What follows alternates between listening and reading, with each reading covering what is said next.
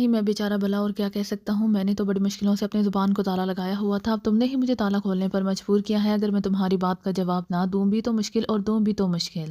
मुसलसल बोलूँगा तब भी तुम मेरी चीफ के सामने शिकायत लगा सकती हो, और अगर तुम्हारी किसी बात का जवाब ना दूंगा तब भी तुम मेरी शिकायत कर सकती हो। इसलिए अब तुम ही बताओ कि मैं करूँ तो क्या करूँ। इमरान ने बड़ी मासूमियत से जवाब देते हुए कहा। तुम कुछ ना ही करो तो बेहतर है, बस खामोश बैठे रहो। जूलिया ने सर झटक कर कहा। ठीक है, अब तुमने मुझे चुप रहने का कहा है तो मैं चुप कर जाता हूँ। तुम मुझसे कुछ पूछोगी तब भी मैं चुप ही रहूंगा। इस बार मैं अपनी जुबान पर स्टेनलेस स्टील का ताला लगा लूंगा और इसकी चाबी तैयारे से बाहर फेंक दूंगा। दुनिया के दूसरे तालों को तो काटा जा सकता है, लेकिन मेरी जुबान पर लगा हुआ ताला नहीं खुलेगा। इस वक्त तक तुम्हें मेरे मुंह से चूचा की बेआवाज़ सुनाई नहीं देगी। इमरान भला कहाँ आसानी से बाज आने वाला था। इमरान भला अब कहाँ आसानी से बाज आने वाला था। वो एक बार शुरू हो जाए तो फिर उसे रोकना नामुमकिन हो जाता था। और अब जूलिया उसकी तरफ ऐसी नज़रों से देख रही थी जैसे वो होती पछता रही हो कि उसने इमरान की खामोशी तोड़ने की कोशिश ही क्यों की थी। क्या हुआ मिस जूलिया, अगर आपको परेशानी है तो आप यहाँ आ जाएं। सफदर इमरान के पास बैठ जाएगा। तनवीर जो पीछे बैठा इन दोनों की बातें सुन रहा था ने मौके का फ़ायदा उठाते हुए कहा। हाँ हाँ, अगर तुम चाहो तो अपने भाई के पास जाकर बैठ सकती हो। मेरा क्या है, ना इस दुनिया में मेरा कोई अपना है और ना अपने। मैं तो दुनिया में आया ही कमारा रहने के लिए हूँ। मुझसे तो तनवीर भाई अच्छा है, जिसकी लाडली बहन तो है, जिससे वो अपने दुख सुख शेयर कर सकता है। इमरान ने कहा तो तनवीर उसकी बातें सुनकर गरा कर रह गया। ये तुम चुप हुए हो? जूलिया ने उसे घूर कर कहा। अभी हो जाता हूँ। चुप होने से पहले एक बात कहूँ, माइंड तो नहीं करोगी? इमरान ने बड़े मासूम से लहजे में कहा। कहो, क्या कहना चाहते हो? जूलिया ने कहा। आई लव यू, इमरान ने कहा। और उसकी बात सुनकर ना सिर्फ जूलिया बल्कि पीछे बैठा हुआ तनवीर और सफदर भी उछल पड़ा। तनवीर का चेहरा यकलहत गुस्से से सुर हो गया था। शट अप, मुझसे तमीज से बात करो, समझे तुम? जूलिया ने अपने साथियों की मौजूदगी का एहसास करते हुए बौखलाए हुए लहजे में कहा। उसे उम्मीद नहीं थी कि इमरान अचानक इस तरह ऐसी बात कर सकता है जिसकी उसे तवक्को तक नहीं थी। बहुत बेहतर, इमरान ने कहा और उसने दोनों हाथ दुआ मांगने वाले अंदाज में उठा लिए। बिस्मिल्लाहिर्रहमानिर्रहीम, आई लव यू सदकुल्लाहुल अज़ीम, इमरान ने दुआए लहजे में कहा और बड़े आजिज़ाना अंदाज में हाथ अपने मुंह पर फेर लिए। उसके अंदाज पर ना सिर्फ जूलिया बल्कि पीछे बैठे हुए सफदर की भी बेइख्तियार हंसी निकल गई, जबकि तनवीर गुस्से से पहलू बदल कर रह गया था। ये क्या था? जूलिया ने उसे घूरते हुए कहा। तुमने ही कहा था कि मेरे से तमीज़ से बात किया करूं। मैं तमीज़ के दायरे में तुम्हें आई लव यू कहा है, और आई लव यू कहने का मतलब और तरीका है जो तमीज़ के दायरे में आता है तो बता दो, मैं उसी अंदाज में कह दूंगा। इमरान ने कहा। तुम पागल हो क्या? जूलिया ने मुंह बनाकर कहा। अभी तक तो नहीं हो, लेकिन अगर तुम्हें आई लव यू का मतलब समझ में आ गया तो फिर शायद हो जाऊं, इमरान ने कहा। तो जूलिया हैरत से उसकी शक्ल देखने लगी। क्या मतलब हुआ इस बात का? जूलिया ने उसे घूर कर कहा। आई लव यू का मतलब होता है कि मुझे तुमसे प्यार है, और प्यार तो किसी को किसी से भी हो सकता है। भाई को बहन से, बहन को भाई से, माँ बाप को औलाद से, और औलाद को माँ बाप से। यहाँ तक कि तनवीर भी अपनी बहन को ये बात कह दे तो इसमें क्या बुराई है? क्यों तनवीर? इमरान ने बड़े फलसफियाना लहजे में कहा। तो जूलिया एक तवील सांस लेकर रह गई, जबकि तनवीर ने जवाब देने के लिए मुंह खोला। फिर उसने खुद ही अपना मुंह बंद कर लिया। वो जानता था कि अगर उसने इमरान को कोई जवाब दिया तो इमरान ने उसे बातों में इस कदर रगेदना है कि इसे अपनी जान बचानी मुश्किल हो जानी है। तुम्हारा वाकई कुछ नहीं हो सकता और ना ही तुम सुधर सकते हो, जूलिया ने एक तवील सांस लेते हुए कहा और मुंह चलाते हुए इधर उधर देखने लगी। इन सब की जुबानें मुख्तलिफ थी, इसलिए इनमें शायद ही कोई ऐसा हो सकता था जो कदीम फारसी जुबान से वाकिफ हो। इसलिए इमरान इत्मीनान भरे अंदाज में बातें कर रहा था, और वाकई कदीम फारसी जुबान की वजह से किसी ने उनकी तरफ एक बार भी चौंक कर नहीं देखा था कि वो क्या बातें कर रहे थे। तनवीर अगर इजाज़त दे दे तो मेरा बहुत कुछ हो सकता है और मैं सुधर भी सकता हूँ, इमरान ने बदस्तूर तनवीर को टारगेट करते हुए कहा। ये तुम हाथ धोकर मेरे पीछे क्यों पड़ गए हो? तनवीर से रहा ना गया तो वो गुस्से से बोल उठा। सिर्फ हाथ धोकर नहीं, मैं नहा धोकर तुम्हारे पीछे पड़ा हूँ प्यारे भाई, और तुम जानते हो कि तुम मेरे कौन हो, इसीलिए मैं तुम्हारे पीछे नहीं पड़ूंगा तो और किसके पड़ूंगा? एक तुम ही तो हो जो मेरा दुख समझ सकते हो और मेरा बिगड़ा हुआ काम संवार सकते हो, इमरान ने कहा। तो तनवीर उसे खा जाने वाली नजरों से घूरने लगा। अब तुम्हारे लिए बेहतर यही है कि तुम खामोश हो जाओ। अब अगर तुमने बात की तो मैं सचमुच यहाँ से उठकर चली जाऊंगी, जूलिया ने जैसे इमरान को धमकी देते हुए कहा। अरे अरे नहीं, मैं अब नहीं बोलूंगा, जरा भी नहीं बोलूंगा। अरे हिप, इमरान ने बौखलाए हुए लहजे में कहा, और जूलिया को अपनी तरफ घूरते देखकर उसने फौरन अपने मुंह पर उंगली रख ली। उनका ये सफर तकरीबन आधे घंटे तक जारी रहा। फिर तैयारे के पायलट ने उन्हें सेफ्टी बेल्ट्स बांधने और तैयारे की लैंडिंग के बारे में बताना शुरू कर दिया। अगले 10 मिनट के बाद उनका तैयारा ग्रेटलैंड के दारुल हुकूमत के अजीमुशान एयरपोर्ट पर लैंड कर रहा था। तैयारे से निकलकर वो एक दूसरे के पीछे चलते हुए बाहर आए और इमिग्रेशन लाउंज की तरफ बढ़ते चले गए। इमिग्रेशन क्लियर कराते ही वो अपना सामान लिए एयरपोर्ट से बाहर निकल आए। जैसे ही वो एयरपोर्ट से बाहर आए उसी लम्हे एक लंबा, तड़ंगा और मजबूत जिस्म का मालिक नौजवान तेजी से चलता हुआ इनके करीब आ गया। मिस्टर एडवर्ड, नौजवान ने इमरान की जानिब देखते हुए पूछा। यस, इमरान ने इस बात में सर हिलाकर कहा। मुझे मिस्टर क्रिस्टोफर ने भेजा है, आप आए मेरे साथ, नौजवान ने कहा। तो इमरान ने इस बात में सर हिला दिया। नौजवान ने आगे बढ़कर उनका सामान उठाया और उन्हें लिए हुए कार पार्किंग की जानिब बढ़ता चला गया। कार पार्किंग में बंद बॉडी की एक वैन मौजूद थी नौजवान ने उनका सामान वैन के पिछले हिस्से में रखा और उन्हें वैन में सवार होने का कहा तो इमरान ने अपने साथियों को वैन के पिछले हिस्से में बैठने के लिए कहा और खुद ड्राइविंग की साइड सीट पर बैठ गया। उसके साथी वैन के पिछले हिस्से में सवार हो गए तो नौजवान तेजी से आगे आया और उसने वैन की ड्राइविंग सीट संभाल ली। क्रिस्टोफर खुद नहीं आया लेने, उसने तो कहा था कि वो मुझे एयरपोर्ट पर खुद रिसीव करने आएगा। इमरान ने नौजवान की तरफ गौर से देखते हुए पूछा।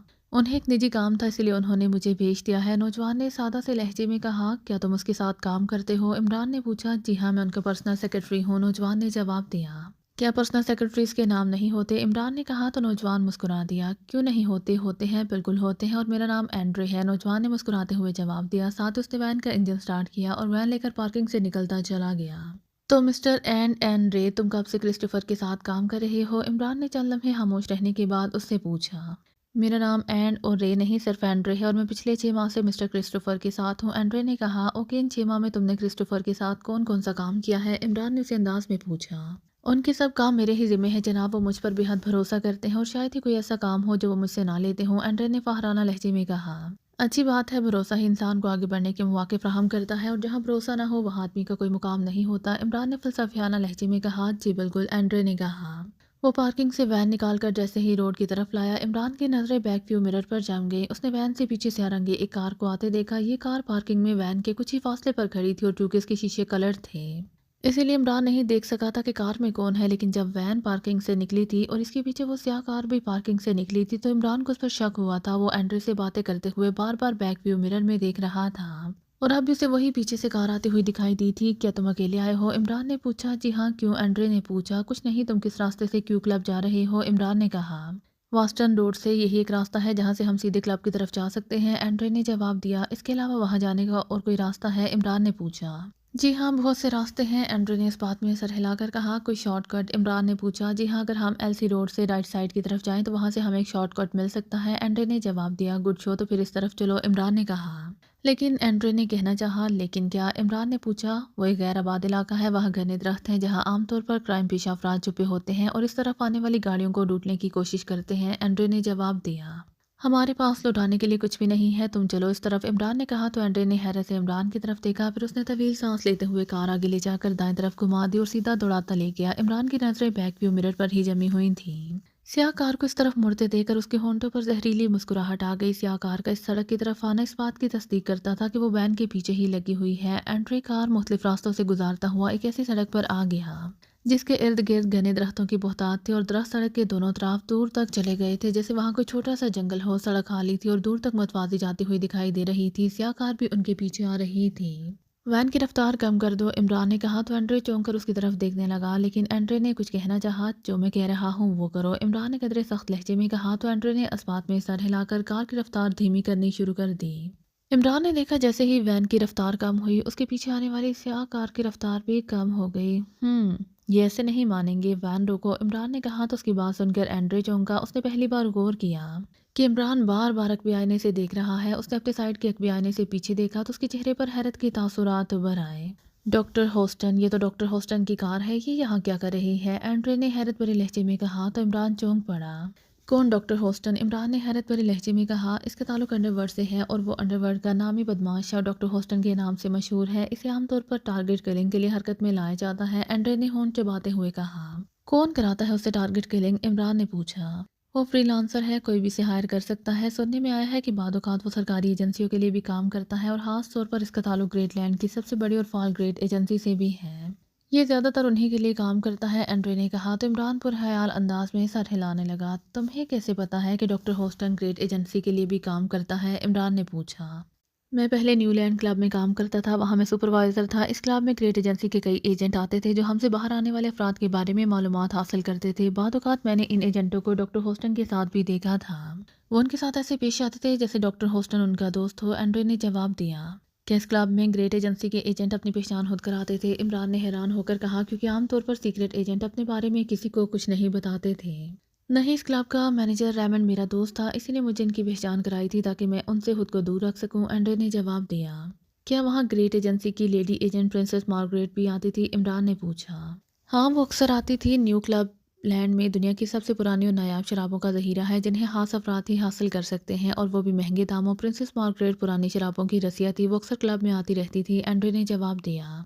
आखिरी बार तुमने उसे क्लब में कब देखा था? इमरान ने पूछा।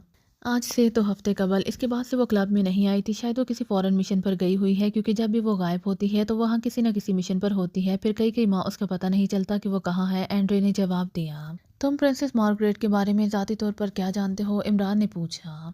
वो नाम की प्रिंसेस है, लेकिन हकीकत में वो किसी जल्लाद से कम नहीं है। अपने दुश्मनों को वो इंतहाई बेरहमी और सफाकी से कत्ल करती है, और वो एक बार जिसके पीछे लग जाए उसका कब्र तक पीछा नहीं छोड़ती। वो किसी होनहार शेरनी से कम नहीं है, जिसे देखकर बड़े बड़े और नामवर बदमाशों का भी होन खुश्क हो जाता है। और जब वो क्लब में आती है तो सभी से दूर दूर ही रहना पसंद करते हैं, जिनमें मैं भी शामिल था। एंड्रे ने जवाब दिया। और इस डॉक्टर होस्टन का हदूद अरबा क्या है? तुम्हारे ख्याल में ये हमारा ताकुब क्यों कर रहा है? इमरान ने कहा। इसके बारे में सवाए इस बात के कि मैं और कुछ नहीं जानता कि ये एक कॉन्ट्रैक्ट किलर है, और इसे जब भी किसी के पीछे भेजा जाता है इसका मकसद उसे कत्ल करने के सिवा और कुछ नहीं होता। एंड्रे ने जवाब दिया। वैन रुकी हुई थी और इसके पीछे डॉक्टर होस्टन की कार तकरीबन 1000 मीटर के फासले पर रुकी हुई थी। इमरान गौर से कार की तरफ देख रहा था। उसी लम्हे उसने स्याह कार का रूफ हेड हटते देखा। जैसे ही स्याह कार का रूफ हेड हटा, उसी लम्हे वहाँ एक लंबा तड़ंगा और इंतहाई मजबूत जिस्म का मालिक नौजवान रूफ से सर निकालता नजर आया। उसके हाथ में एक मिनी मिसाइल गन थी। नौजवान के हाथों में मिनी मिसाइल गन देखकर इमरान बुरी तरह से चौंक पड़ा। वैन दौड़ाओ जल्दी, वो वैन को हिट करने वाले हैं, इमरान ने चीख कर कहा। तो एंड्रे ने बुखलाकर फौरन वैन आगे बढ़ा दी। अभी उसने वैन आगे बढ़ाई ही थी कि उसी लम्हे से आकार के रूफ हेड से बाहर निकले हुए नौजवान ने मिनी गन से मिसाइल फायर कर दिया, और मिसाइल बिजली किसी तेजी से वैन की तरफ बढ़ता चला आया, और माहौल यकलहर तेज और जोरदार धमाके से बुरी तरह से गूंज उठा। कौन हो सकता है? पास्कल ने पलटकर प्रिंसेस मार्गरेट की तरफ देखते हुए आहिस्ता आवाज में पूछा। पता नहीं, प्रिंसेस मार्गरेट ने कहा, और उसने फौरन साइड पर रखा हुआ मिनी पिस्टल उठाकर हाथ में ले लिया और सोफे के पीछे लपकी। दूसरे लम्हे वो सोफे के पीछे थी। उसे सोफे के पीछे दुबकते देखकर पास्कल ने पुरख्याल अंदाज में सर हिलाया, और उसने भी जेब से मशीन पिस्टल निकाल लिया। कौन है? पास्कल ने दरवाजे के पास जाकर तेज आवाज में पूछा। वेटर बाहर से आवाज आई। किस लिए आए हो? पास्कल ने पूछा। मिस कैथराइन के लिए एक पार्सल है, बाहर से जवाब आया। कैसा पार्सल? पास्कल ने हैरत भरे लहजे में कहा। उसने सर घुमाकर इस सोफे की तरफ देखा जिसके पीछे प्रिंसेस मार्गरेट मिनीगन लेकर छुपी हुई थी। प्रिंसेस मार्गरेट सर उठाए उसी की तरफ देख रही थी। उसके चेहरे पर भी पार्सल का नाम सुनकर हैरत के तासुरात उभर आए थे। एक बड़ा पार्सल है जनाब, जिसे मिस कैथराइन के लिए काउंटर पर छोड़ा गया था। आप कहें तो मैं पार्सल दरवाजे के पास रख देता हूँ, आप इसे उठा लें। बाहर से आवाज़ आई। ठीक है, तुम पार्सल छोड़ दो, हम बाद में उठा लेंगे, पास्कल ने कहा। Yes sir. बाहर से आवाज़ आई। फिर ऐसी आवाज़ आई जैसे फर्श पर कोई भारी सी चीज़ रखी गई हो। इसके बाद बाहर से जाते हुए कदमों की आवाज़ सुनाई दी। प्रिंसेस मार्गरेट एक तवील सांस लेती हुई उठ खड़ी हुई, और वो सोफे के पीछे से निकलकर पास्कल की तरफ बढ़ी। मेरे लिए यहाँ पार्सल कौन छोड़ सकता है? प्रिंसेस मार्गरेट ने हैरत भरे लहजे में कहा। मुझे तो खतरा महसूस हो रहा है। बाहर कोई पार्सल वार्सल नहीं है, पास्कल ने कहा। क्या मतलब? अगर पार्सल नहीं है तो फिर दरवाजे के पास क्या रखा गया है? प्रिंसेस मार्गरेट ने पूछा। कुछ नहीं, आवाज़ कदमों से पैदा की गई थी, और जाते हुए कदमों की आवाज़ भी ऐसी थी जैसे बाहर कोई पैर मारकर ये शो कर रहा हो कि वो चला गया है, जबकि मेरी छठी हिस्स कह रही है कि बाहर 2 अफराद मौजूद हैं, पास्कल ने आहिस्ता आवाज़ में कहा। 2 अफराद? प्रिंसेस मार्गरेट ने चौंक कर कहा। हाँ, मेरी छठी हिस्स मुझे धोखा नहीं दे सकती। बाहर 2 अफराद हैं और दोनों मुसल्लह हैं, पास्कल ने कहा। तो फिर वो ग्रेट एजेंसी के एजेंट ही हो सकते हैं। इनके अलावा यहाँ और कोई नहीं आ सकता, प्रिंसेस मार्गरेट ने कहा। तो क्या करना है? पास्कल ने पूछा। करना क्या है? अगर वो अंदर आ गए तो फिर वो ना तुम्हें जिंदा छोड़ेंगे और ना मुझे, प्रिंसेस मार्गरेट ने कहा। तब तो इनका खात्मा जरूरी है, पास्कल ने कहा। हाँ, उन्हें अंदर लाने का अब एक ही तरीका है, प्रिंसेस मार्गरेट ने सोचते हुए कहा। क्या? पास्कल ने पूछा। 1 मिनट, प्रिंसेस मार्गरेट ने कहा, और तेजी से सामने मौजूद एक मेज की तरफ बढ़ी। मेज के पास जाकर उसने मेज की दराज खोली, उसमें से अपना हैंड बैग निकाल कर उसे खोलकर उसमें से एक छोटा सा कैप्सूल निकाल लिया। कैप्सूल शीशे का था, उसमें हल्के नीले रंग का मवाद सा भरा हुआ दिखाई दे रहा था। वो कैप्सूल लेकर पास्कल की तरफ आई। इसमें बेहोशी की इंतहाई तेज और दूध असर गैस है। मैं इसे दरवाजे के पास ले जाकर पैर से कुचल दूंगी। कैप्सूल टूटते ही कमरे के अंदर और बाहर तेज बू भर जाएगी, जिससे बाहर मौजूद अफराद बेहोश हो जाएंगे। तुम अपना सांस रोक लो ताकि तुम पर गैस का असर ना हो, प्रिंसेस मार्गरेट ने कहा। कितनी देर के लिए सांस रोकना है? पास्कल ने पूछा। कम से कम 2 मिनट तक, प्रिंसेस मार्गरेट ने कहा। तो पास्कल ने इस बात में सर हिला दिया। प्रिंसेस मार्गरेट दबे कदमों दरवाजे की तरफ बढ़ी। उसने दरवाजे के पास फर्श पर कैप्सूल रखा, और फिर उसने सीधे होते ही कैप्सूल पर पाँव रख दिया। उसने पास्कल की तरफ देखा तो पास्कल ने इस बात में सर हिलाकर अपना सांस रोक लिया। प्रिंसेस मार्गरेट ने भी सांस रोका। फिर उसने फौरन पैर से कैप्सूल प्रेस कर दिया, ताकि हल्की सी आवाज़ के साथ ही उसके पैर के नीचे कैप्सूल फटा, और कमरे में हर तरफ जैसे नीले रंग का हल्का सा धुआं भरता चला गया। जैसे ही कैप्सूल फटा, उसी लम्हे बाहर से 2 भारी अफराद के गिरने की आवाज़ें सुनाई दी। 2 अफराद के गिरने की आवाज़ सुनकर प्रिंसेस मार्गरेट पास्कल की जानिब तहसीन भरी नज़रों से देखने लगी। جس کی چھٹی حص نے پہلے ہی اسے بتا دیا تھا کہ باہر دو افراد موجود ہیں۔ پرنسس مارگریٹ نے اشارے سے پاسکل کو نزدیک بلایا، پھر وہ اشاروں سے پاسکل کو کچھ سمجھانے لگی۔ پاسکل نے اس کے اشارے سمجھ کر اس بات میں سر ہلایا اور دروازے کے نزدیک آ گیا۔ اس نے اپنا مشین پسٹل جیب میں رکھ لیا تھا۔ پرنسس مارگریٹ نے لاک کھول کر دروازے کا ہینڈل گھمایا تو دروازہ کھلتا چلا گیا۔ جیسے ہی دروازہ کھلا اسے باہر دو افراد فرش پر ٹیڑھے میڑھے انداز میں پڑے دکھائی دیے۔ ان میں سے ایک کے قریب ایک بھاری دستے والا ریوالور پڑا تھا، جبکہ دوسرے کے نزدیک مشین پسٹل تھا۔ ریوالور والے شخص پر نظر پڑتے ہی پرنسس مارگریٹ کی آنکھیں پھیل گئیں۔ اس نے پہچان لیا تھا کہ وہ گریٹ ایجنسی کا باز سالمن تھا۔ پرنسس مارگریٹ نے دروازے سے سر باہر نکالا، لیکن راہداری حالی تھی۔ اس نے آگے بڑھ کر مشین پسٹل اور ریوالور اٹھا لیا۔ پاسکل بھی باہر آ گیا تھا۔ اس نے پہلے سالمن کی ٹانگ پکڑی اور اسے تیزی سے اندر گھسیٹ لیا۔ سالمن کو کمرے میں ڈالتے ہی وہ دوبارہ باہر گیا اور دوسرے شخص کو بھی گھسیٹ کر اندر لے آیا۔ جیسے ہی سالمن ان دونوں کو لے کر کمرے میں آیا، پرنسس مارگریٹ نے دروازہ بند کر کے اس پر فوراً لاک لگا دیا۔ انہیں آگے لے آؤ، پرنسس مارگریٹ نے اشارے سے پاسکل سے مخاطب ہو کر کہا تو پاسکل میں اس بات میں سر ہلا کر دونوں افراد کی ایک ایک ٹانگ پکڑی اور انہیں فرش پر گھسیٹتا ہوا کمرے کے سینٹر میں لے آیا۔ پرنسس مارگریٹ سانس روکے بار بار اپنی رسٹ واچ کی طرف دیکھ رہی تھی۔ جیسے ہی 2 منٹ پورے ہوئے اس نے سانس لینا شروع کر دیا۔ اسے سانس لیتے دیکھ کر پاسکل بھی سانس لینے لگا۔ کون ہے یہ؟ پاسکل نے پوچھا۔ گریٹ ایجنسی کا باز سالمن، پرنسس مارگریٹ نے بے ہوش پڑے سالمن کی طرف دیکھتے ہوئے انتہائی نفرت بھرے لہجے میں کہا تو پاسکل بے اختیار اچھل پڑا۔ او تو سالمن آپ کو ہلاک کرنے کے لیے یہاں آیا ہے، پاسکل نے آنکھیں پھاڑتے ہوئے کہا۔ نہیں، یہ مجھے نہیں بلکہ اپنی موت مرنے خود یہاں آیا ہے۔ تم فوراً یہاں سے نکل جاؤ، میں ان دونوں کو خود ہی سنبھال لوں گی۔ سالمن یہاں اکیلا نہیں آیا ہوگا، ہو سکتا ہے باہر بھی اس کے آدمی موجود ہوں، اسی لیے تم یہاں احتیاط سے نکلنا تاکہ تمہیں کوئی پہچان نہ سکے۔ پرنسس مارگریٹ نے کہا تو کیا اس خطرے کے باوجود آپ ابھی یہیں رکنا چاہتی ہیں؟ پاسکل نے حیران ہو کر کہا۔ ہاں، میں سالمن کو اپنے ہاتھوں سے ہلاک کر کے ہی یہاں سے نکلوں گی، پرنسس مارگریٹ نے کہا۔ تو یہ کام آپ ابھی کر لیں، دونوں بے ہوش پڑے ہیں، انہیں گولیاں مارے اور آپ میرے ساتھ چلیں، میں آپ کو اپنے کسی محفوظ ٹھکانے پر لے چلتا ہوں، پاسکل نے کہا۔ نہیں، اتنی جلدی نہیں، میں اسے تڑپا تڑپا کر مارنا چاہتی ہوں، اس کے ہلاک ہونے سے گریٹ ایجنسی کی آدھی کمر تو ٹوٹ ہی جائے گی، پرنسس مارگریٹ نے گھراتے ہوئے کہا۔ تو پھر ہم ابھی سے اپنے ساتھ لے چلتے ہیں، میرے ٹھکانے پر جا کر آپ اسے جو مرضی سلوک کر لیں، لیکن ہمارا یہاں رکنا خطرناک ثابت ہو سکتا ہے، پاسکل نے کہا۔ کیا تم اسے اپنے ساتھ لے جا سکتے ہو؟ پرنسس مارگریٹ نے کہا۔ ہاں، میں اس ہوٹل کے بارے میں جانتا ہوں، اس ہوٹل کا ایک خفیہ راستہ ہے جو میرا دیکھا ہوا ہے، ہم اسے اٹھا کر وہاں سے نکل جائیں گے، میری کار بھی ہوٹل کے عقبی حصے کی طرف ہے جہاں سے ہم اسے آسانی سے لے کر نکل سکتے ہیں، پاسکل نے کہا۔ گڈ شو، تو پھر اٹھاؤ اسے اور نکلو یہاں سے، پرنسس مارگریٹ نے کہا۔ اور یہ دوسرا آدمی؟ پاسکل نے کہا۔ پرنسس مارگریٹ آگے بڑھی، اس نے اپنی جوتی سالمن کے ساتھ آئے ہوئے اس کے ساتھی کی گردن پر رکھی۔ دوسرے لمحے اس نے اپنی ٹانگ کو اس زور سے جھٹکا دیا کہ کڑک کی آواز کے ساتھ سالمن کے ساتھی کی گردن کی ہڈی ٹوٹتی چلی گئی۔ وہ ایک لمحے کے لیے تڑپا، پھر ساکت ہوتا چلا گیا۔ بڑی بے دردی سے مارتے ہیں آپ، سالمن نے پرنسس مارگریٹ کا صفاقانہ انداز دیکھ کر قدرے خوف بھرے لہجے میں کہا۔